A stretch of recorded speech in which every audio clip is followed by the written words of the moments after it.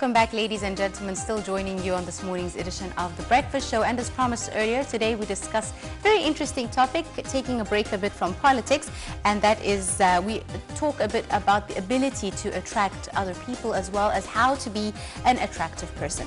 We're delighted to be joined this morning in the studio by our guest who will be telling us a lot more about how to be attractive, Dr. Samah Khamis, human development expert and life coach. A very good morning to you, Doctor. Thank you. Good morning. Good morning, Dr. Samah. Dr. Samah, as Angie has just mentioned, how to be attractive, how to be an attractive person, and is this an acquired thing to get, or it's easy to be an attractive person? It is actually both. It is innate, something that is there in the personality of the person, and it is also an acquired property. So, for example, a person can feel that he has enough self-confidence to attract other people.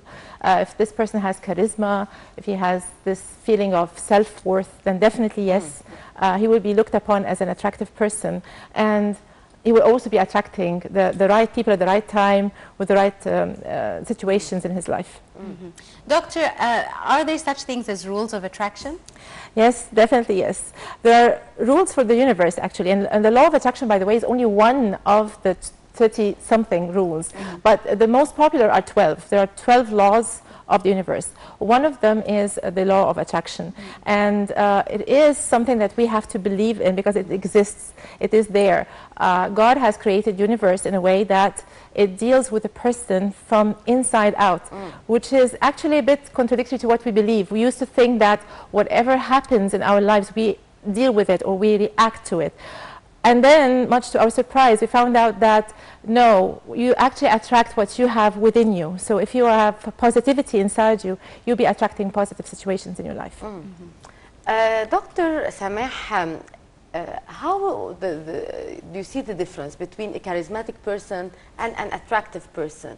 And can a person be both attractive and charismatic, and a person be just attractive without being a charismatic person? Yes, yes, definitely. So a charismatic person has to be attractive. But not all attractive people are charismatic. So a charismatic person, meaning that you can feel the vibe once that person steps into the room. You feel that you're attracted to look at him, and you tend to be taken into his the aura of his energy. So you feel so compelled to look at him, to see how he moves, how he talks, and that actually has an impact on you as well. So that is a charismatic person. And usually politicians are a bit charismatic, and if they are not, they are actually trained to be. So can we be trained to be charismatic, or we can be trained only to be attractive? For you to actually train someone to be charismatic is a bit difficult. It is easier, of course, to make a person attractive by the choice of words or the way he is dressed or the way he talks. Then yes, he can actually increase the level of attraction in him. But for a charismatic person, it is basically an innate thing. It is this aura, this energy about the person. However, in the States, actually, they worked on several presidents to increase the level of charisma. And they did succeed in that, up to a certain proportion, yes. So how can you work on yourself to be more attractive? What can you do? First thing is to believe that you do have these qualities in you. You have to consider yourself as a person who has self-confidence, who has something to add to the world, that yes, you can, the way you talk to yourself, which is a very important point, your self-talk plays a major role in this. So what is it that you keep telling yourself? Because this self-talk actually is what attracts certain situations and people and certain incidents in your life. So if you tend to be a bit negative and you're too critical of yourself, then definitely, yes, you'll be attracting negative situations.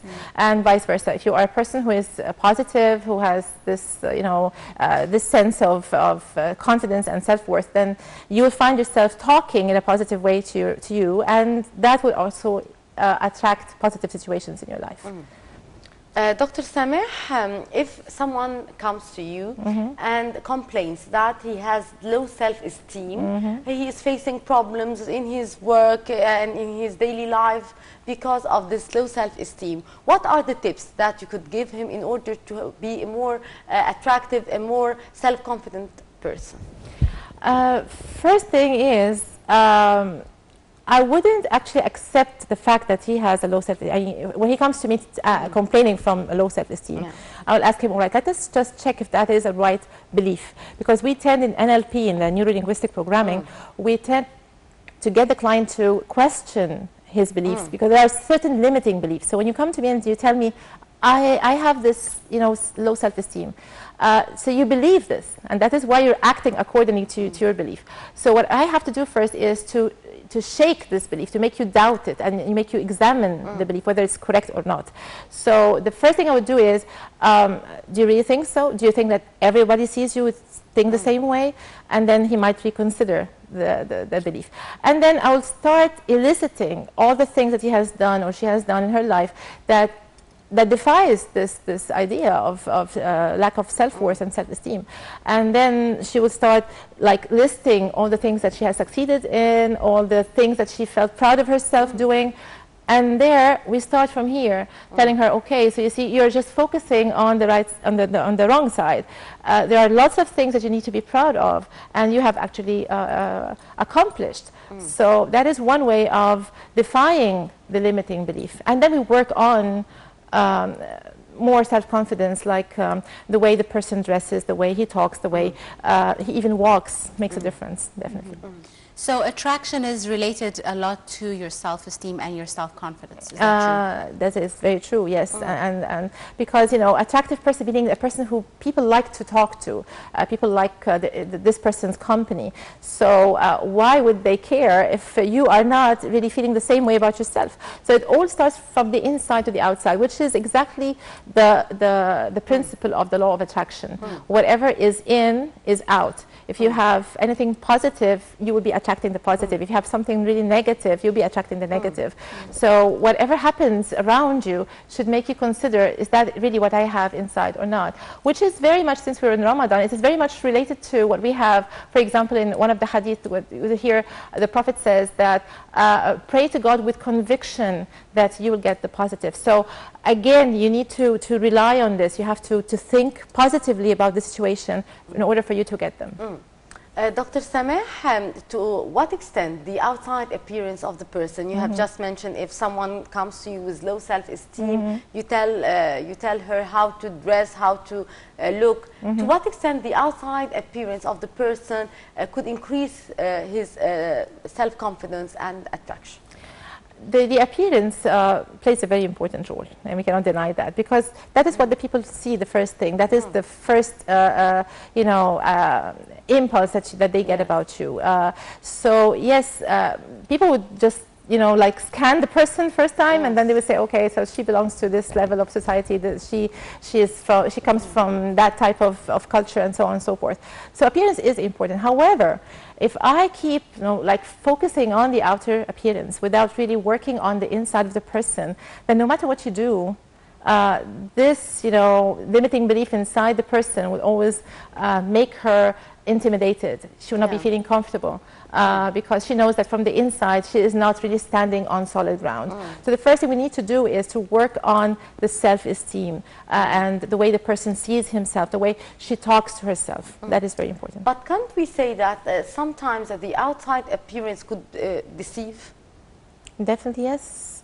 Again, if there is deception, meaning what? That the outside is contrasting to the inside. So if I see a person who is very well dressed and she looks like, wow, a person who is so attractive, and then once you sit with that person, you find there's this bombshell of negativity coming out of her, and she's so critical of everyone, and she's so passive about the way she looks about life, then definitely that will make me see her less attractive, if attractive at all in the first place. So yes, appearance can be deceptive if it does not really coincide, if it does not really go in parallel with the inside. That is why I'm saying both are important.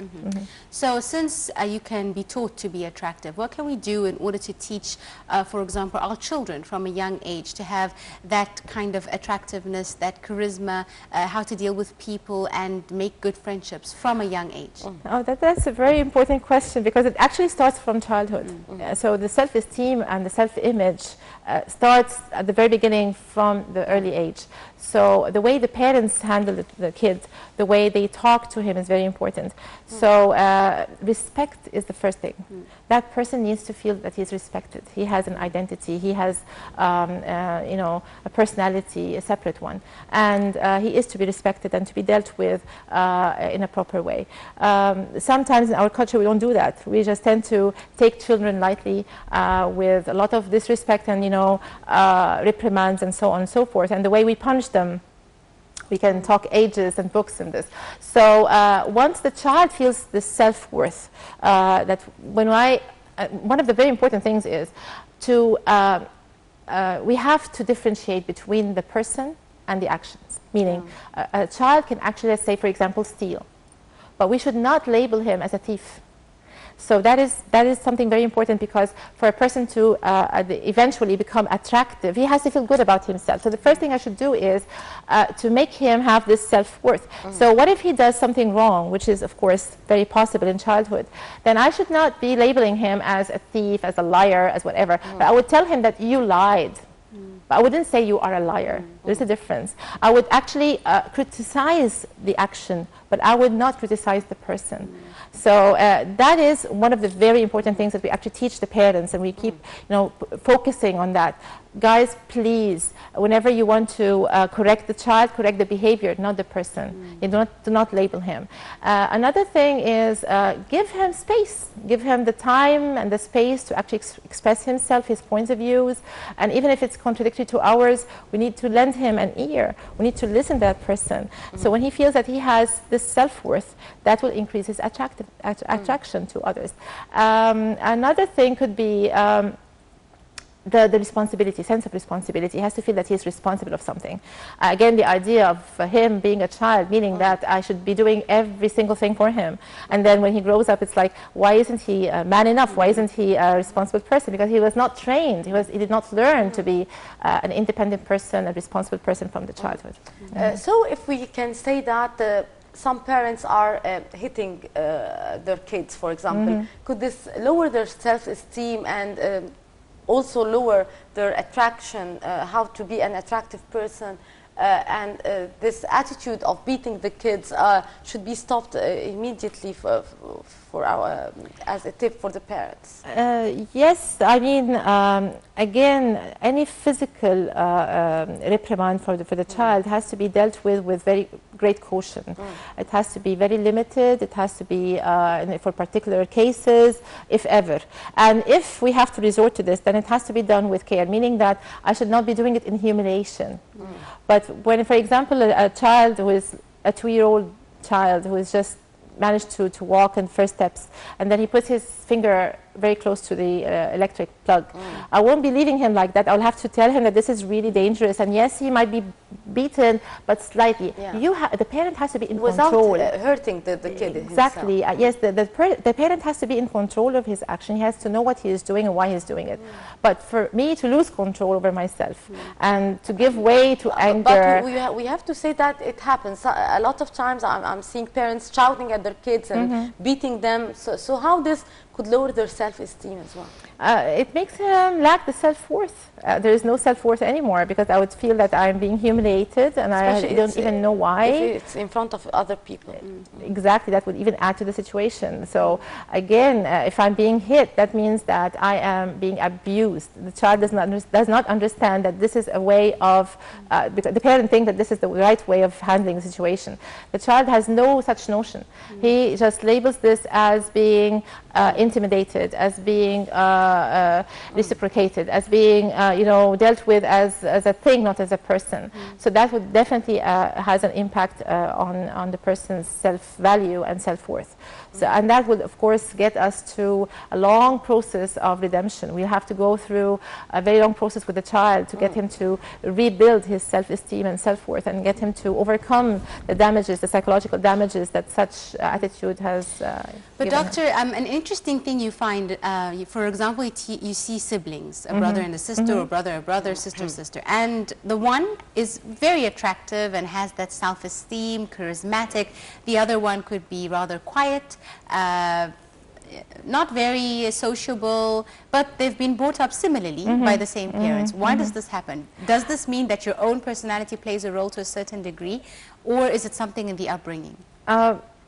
That's also a very good question, and a bit complicated one, because it has different aspects to it.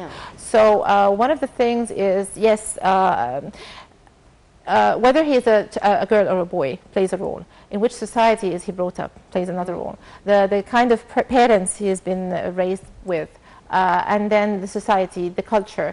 Another thing is his position in the family. Is he the first child, or the second, or the third? Because the first one, he tends to be a very I'm not saying that this is the general rule, but usually the first one plays the role of the father. He looks at the father as the role model, exactly, and he copies him in whatever he's doing. The second, you know what happens with the second? The second has a difficult time managing his way through the family. So that person would examine the first child and most probably be doing the opposite. So if the first one is really a brilliant one who's really responsible and he gets very good grades, the second will actually tend to do the opposite, not for any reason except to attract the attention of the parents. The third, amazingly, will mostly play the clown role. He'll be the one to make life easier for everyone. He would like to find his way in the middle by being the nice person to talk to, the humorous. That is usually the case. I'm not saying that this is, of course, there are no rules when it comes to people, but usually this is what we have noticed in the family. So that could play a role in why is it that siblings could change, even though they were brought up in the same environment. So all these factors do play roles, yes. Dr. Samah, how can we raise our kids to be charismatic, not only attractive person? Is it doable, or it's just by nature? Charisma is something innate, basically. I mean, it is something that the person is usually born with. However, yes, we can entice it, we can increase it, we can build it in the person up to a certain degree. So, for example, I remember in our old days when, for example, we used to recite poetry in schools. Poetry recitation would actually give you this self-confidence, and you know, you being exposed to such, you know, numerous students in front of you, and the way you are speaking and the way you recite the poem and so on and so forth, that also plays a very important role in your charisma, building your charisma. Giving speeches could actually play a role in that as well. And then we train the person how the body language is very important, the eye contact, the intonation, even your voice. If it's monotonous, you'll never be charismatic if you're monotonous. You have to have this ability to change the intonation of your voice, the way you pace the stage, the way you walk, and so on and so forth. But it needs some kind of training sometimes, that's very true. Yes. So it's not just restricted to the family, but also, for example, to the education system. Yes, very true. It's also found in the classroom. Yes, yes, definitely, yes. That's very true. Since we are in the holy month of Ramadan, do you see a link between being an attractive person and being a faithful and religious person? Yes, of course, yes. But however, we need to define things here, because, you know, by religious, my idea of being a religious person is not only to practice whatever practices we need to do, but also to really believe in your heart of hearts, like deep down inside you have this belief, which is another principle in the law of attraction, that people need to believe there's this rule saying, perception is projection. So whatever you perceive, you project. Whatever you believe, you will get.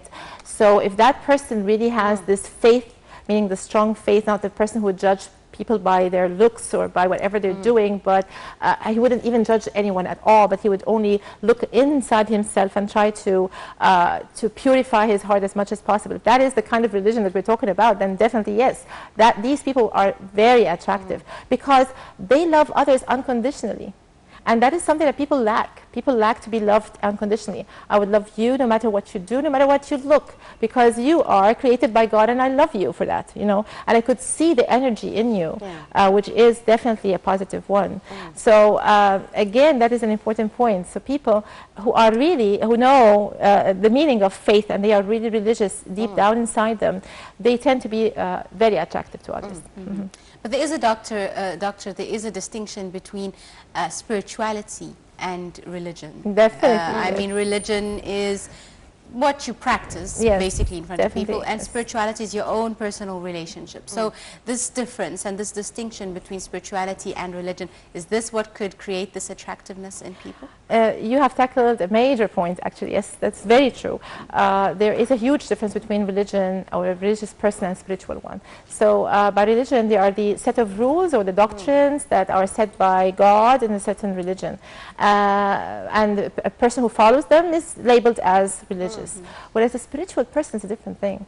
Spirituality is the essence of life. We live our life as spirits, by the way. We are basically a spirit in a human body. Exactly. So that is the core of life, for you to understand this spirit inside you. That is why, for example, we in the NLP, we tend to do some meditation, for example. That is to increase the connection between you and the divine God, and that helps you a great deal in the process of spirituality. So the more you focus on this, the closer you get to God in the core sense of the word, not only as in practices, but also inside you. You purify yourself, you get to develop yourself, and you achieve more as you do that. So, and from that comes again the law of attraction.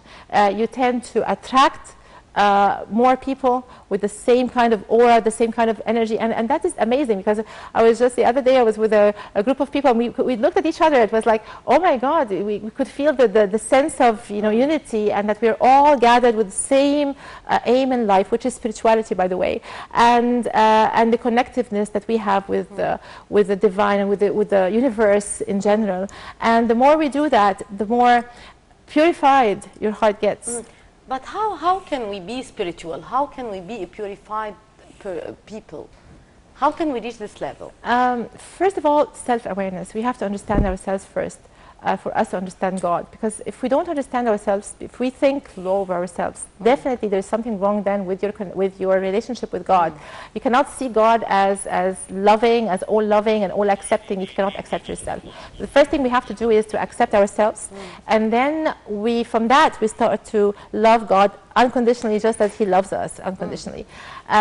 We should not be judging anyone. We should actually be accepting everyone.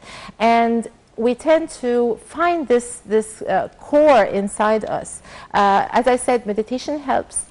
Reading a lot in self-awareness and self-help books would actually help. Finding a community that has the same aim and same target in life would help you a great deal. Yoga, for example, plays a very good part in this as well. So whenever you try to connect with nature, with God, with your spirit, that will actually make you a more purified person, and a person who is seeking the core of life, which is spirituality. And in turn, attractive. And then in turn, attractive. Right. Dr. Samah Khamis, Human Development Expert. It's been an absolute pleasure. Thank you so much for coming in this morning. Thank you so much. Samah. Thank you so much, very ladies. much for your Thank you. input. And now we'll go to watch some light news from around the globe, and we'll be back to resume the segments of The Breakfast Show.